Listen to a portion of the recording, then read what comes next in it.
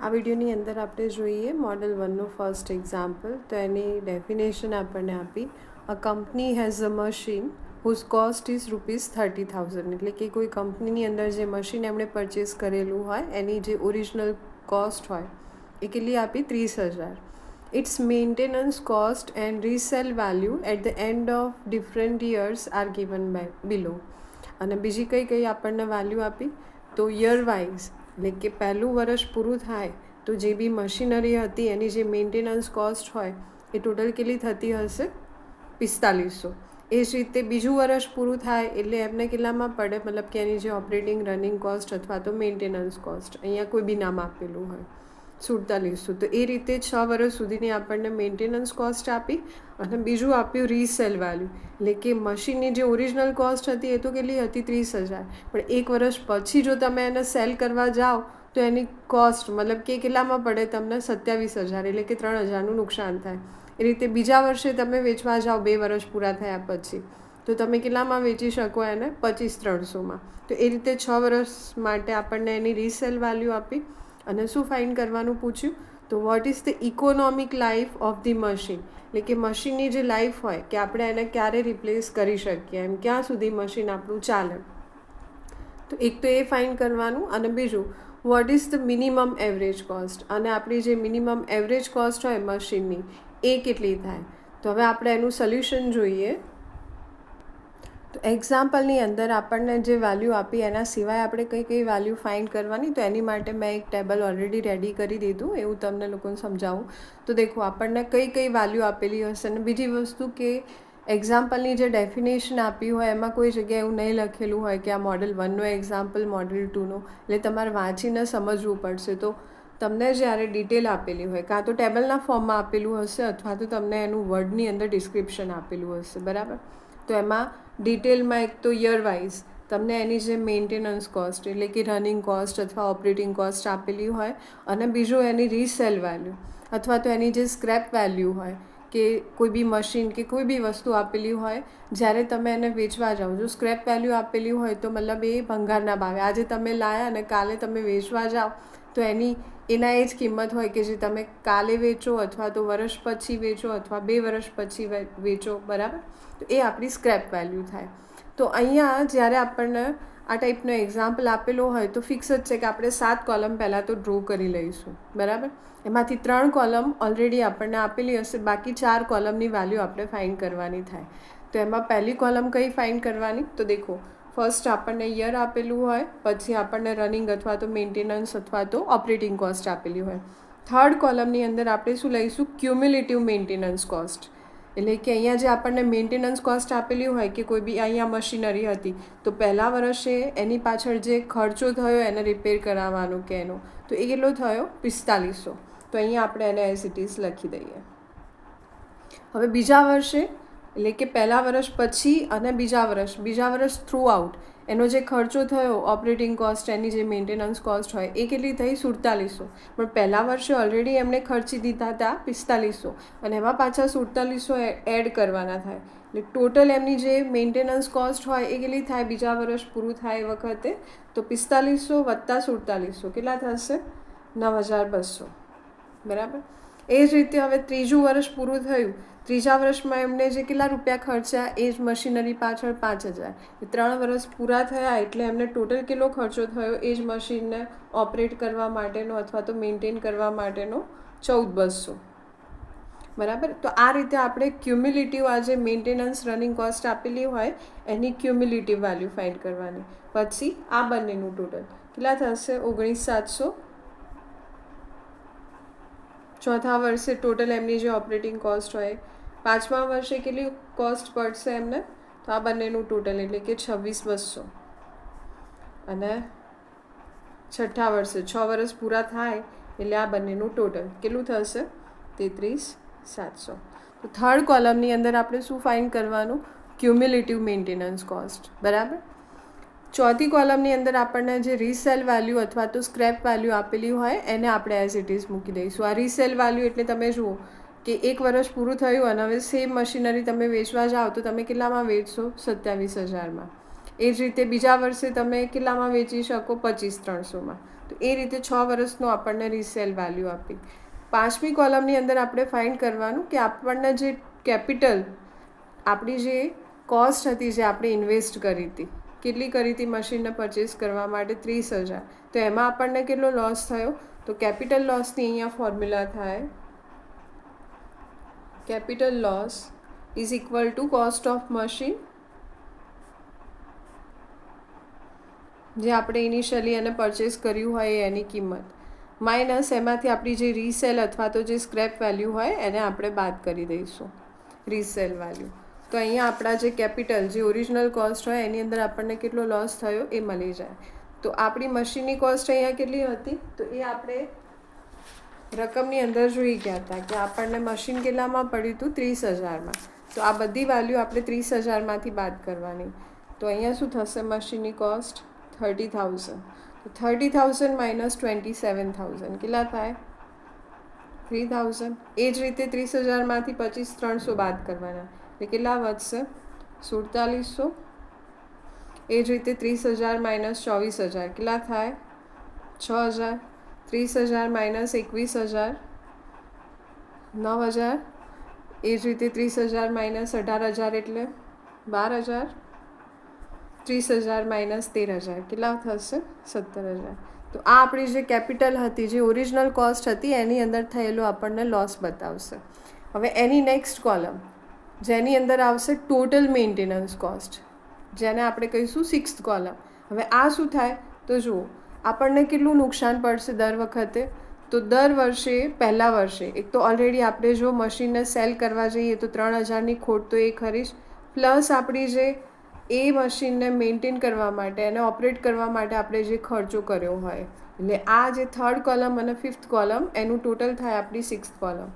એટલે શું થશે અહીંયા 3 + 5. તો પહેલા વર્ષે આપણને ટોટલ કેટલું લોસ થયું, મતલબ મેન્ટેનન્સ કોસ્ટ આપણી કેટલી થઈ મશીન પાછળની, તો 3,000 + 4,500 કેટલા થાય, 7,500. એ જ રીતે બીજા વર્ષે તો એક તો આપણે જ્યારે સેલ કરવા જઈએ એમાં એટલું નુકસાન થયું, પ્લસ એની પાછળ ઓલરેડી એને ઓપરેટ કરવા પાછળ આટલો ખર્ચો થઈ ગયો, એટલે આ બંનેનું ટોટલ કેટલું થશે, 13,900. કઈ કોલમનો સરવાળો લેવાનો, 3જી અને 5મી કોલમનો, બરાબર. એ જ રીતે 14,200 વત્તા 6,000 કેટલા થશે, 20,200. એ આ બંનેનું ટોટલ 28,700. એ જ રીતે આ બંનેનું ટોટલ થશે 38,200 અને આનું ટોટલ થશે આપણું 50,700, બરાબર. તો 6th કોલમની અંદર આપણે ટોટલ મેન્ટેનન્સ કોસ્ટ ફાઇન્ડ કરીશું, જેની અંદર આપણે રીસેલ કરીએ એનું જે આપણને નુકસાન થયું હોય, કેપિટલ લોસ થયો હોય, પ્લસ એની જે ઓપરેટિંગ કોસ્ટ હોય જે દર વર્ષે વધતી જાય, એ બંનેનું ટોટલ એટલે આપણી ટોટલ મેન્ટેનન્સ કોસ્ટ. અને હવે આપણે ફાઇન્ડ કરીએ એવરેજ કોસ્ટ. તો આ આપણી પહેલાં વર્ષની જે મેન્ટેનન્સ કોસ્ટ હતી કે આપણો જે બી ટોટલ ખર્ચો થયો મશીન પાછળ એ કેટલો થયો, 7500. તો આપણે જે આ એવરેજ કોસ્ટ ફાઇન્ડ કરીએ એ શું થશે, આપણી જે આ 6th કોલમ છે બાય 1st કોલમ, એટલે કે જે નંબર ઓફ યર હોય એ. તો પહેલા વર્ષની એવરેજ કોસ્ટ એટલે 7500 ભાગ્યા 1 એટલે કેટલા થાય, 7500. એટલે પહેલા વર્ષની આપણી જે ઓપરેટિંગ કોસ્ટ હતી આપણને કેટલી પડી, 7500. બીજા વર્ષે 13,900 એટલે કે પહેલાં ને બીજાની ટોટલ થનારી થઈ, બરાબર. આ ટોટલ કોસ્ટ આપણને મળી, ટોટલ મેન્ટેનન્સ કોસ્ટ બીજા વર્ષની ટોટલ થઈ. તો હવે આપણે એને કેટલાથી ભાગીશું, 2થી. તો 13,900 ભાગ્યા 2 એટલે કેટલા થશે, 6,950. એટલે એક વર્ષની આપણને એવરેજ કોસ્ટ કેટલી મળી, 6,950, જે આના કરતાં ઓછી થઈ. આ એક વર્ષની કેટલી હતી, 7500, જ્યારે અહીંયા આપણને એક વર્ષની કેટલી થઈ, 6,950, અને 2 વર્ષની કમ્બાઈન થઈને કેટલી થાય, 13,900 થાય. એ જ રીતે આ 20,200 ભાગ્યા 3 તો એ આપણી થશે 6,733.33. તો એ બી આના કરતાં ઓછી થઈ, બરાબર. એટલે કે અહીંયા આપણને એક વર્ષની આપણી જે એવરેજ કોસ્ટ હોય કેટલી થઈ ગઈ, 6,700 અરાઉન્ડ કહેવાય, રાઉન્ડ ફિગર કરીએ તો. પછી નેક્સ્ટ યર માટે 28,700 ભાગ્યા 4 લઈએ તો આપણને પડશે 7,175 એટલે કે 7,175. તો જુઓ પહેલા વર્ષથી ચાલુ કરીને આપણી જે એવરેજ કોસ્ટ હતી એ ઘટતી જતી હતી, બરાબર. હવે ચોથા વર્ષે શું થઈ ગઈ, એ વધી ગઈ, મતલબ કે એક વર્ષ માટેની આપણી જે એવરેજ કોસ્ટ હતી એ કેટલી થઈ ગઈ 7,175. એટલે અહીંયા જે આપણો મેન્ટેનન્સનો ખર્ચો હતો એ ધીરે ધીરે પાછો વધવા લાગ્યો. એ જ રીતે નેક્સ્ટ યર માટે 38,200 ભાગ્યા 5 કરીએ તો કેટલા થશે 7,640. આનાથી બી વધી ગયો. હવે તમે દેખો કે મેન્ટેનન્સ આપણું ધીરે ધીરે પાછું શું થાય, વધતું જાય. અને નેક્સ્ટ યર માટે તો આ 50,700 ભાગ્યા 6 લઈશું તો કેટલા થશે 8,450. આનો મતલબ એ થયો કે હવે જેમ જેમ તમે આગળ વસ્તુ કન્ટિન્યુ કરતા જશો એમ આપણી જે મેન્ટેનન્સ કોસ્ટ હોય એ ધીરે ધીરે વધતી જાય. મતલબ કે આપણો જે ખર્ચો હોય શું થશે, વધતો જશે. તો હવે આપણે એને ક્યારે સેલ કરીએ તો આપણી જે કોસ્ટ હોય, આ જે મેન્ટેનન્સ કોસ્ટ હોય એ આપણી કેવી થાય, બચી જાય. તો દેખો આપણે ધ્યાનમાં શું લેવાનું, એવરેજ કોસ્ટ. તો જ્યાં સુધી કોસ્ટ ઘટતી હોય અને પછી જે વર્ષથી કોસ્ટ આપણી મેન્ટેનન્સ કોસ્ટ આપણી વધવા લાગે, બરાબર, એ વર્ષે આપણે એને શું કરશું, સેલ આઉટ કરી દઈશું. જે બી પ્રોડક્ટ આપેલી હોય, અહીંયા આપણે મશીન લીધું હતું તો એ મશીનને આપણે શું કરીશું, સેલ કરી દઈશું. એટલે આની જે ઇકોનોમિક લાઈફ હતી એ ક્યાં સુધીની રહી, તો આ પહેલું વર્ષ, બીજું વર્ષ અને ત્રીજું વર્ષ, 3 વર્ષ સુધી ઓકે ચાલુ. ચોથા વર્ષથી એની જે મેન્ટેનન્સ કોસ્ટ હતી એ વધવા લાગી. તો 3 વર્ષ પછી આપણે એને શું કરીશું, સેલ આઉટ કરી દઈશું. બરાબર.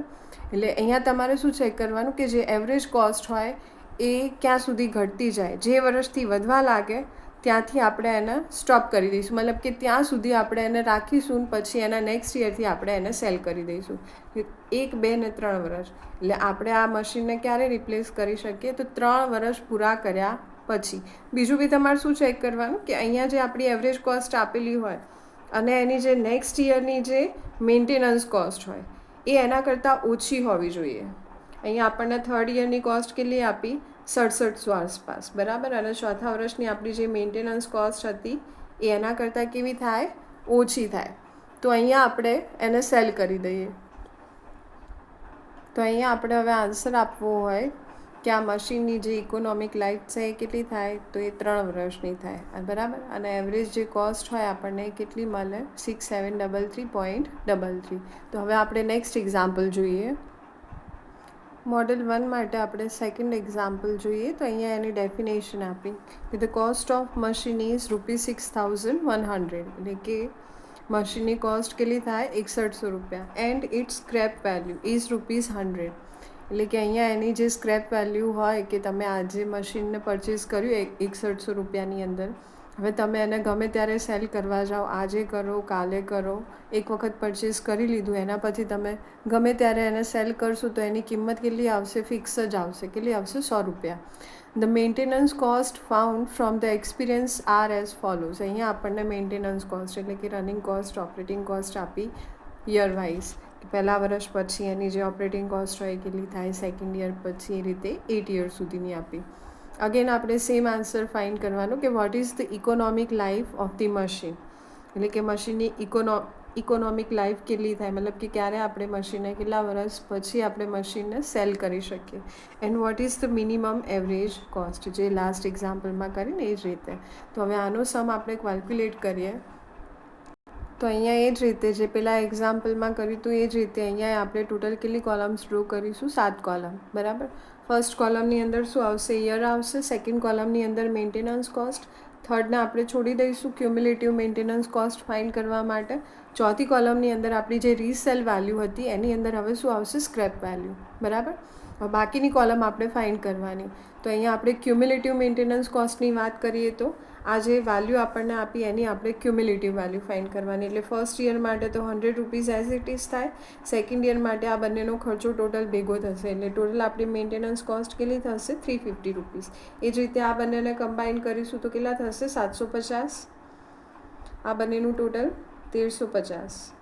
એ જ રીતે 2250 આ બંનેનું ટોટલ પ્લસ 1200 આ બંનેનું ટોટલ કેટલું થશે, 3450 પ્લસ 1600 એટલે 50 અને પ્લસ 2000 એટલે 70-50.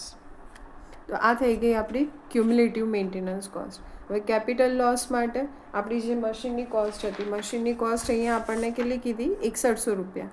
અને એમાંથી આપણે આ સ્ક્રેપ વેલ્યુ બાદ કરવાની. એટલે દરેક વર્ષ માટે સ્ક્રેપ વેલ્યુ સેમ જ આપી એટલે બધા વર્ષ માટે આપણો જે કેપિટલ લોસ હોય કેટલો થવાનો, 6000.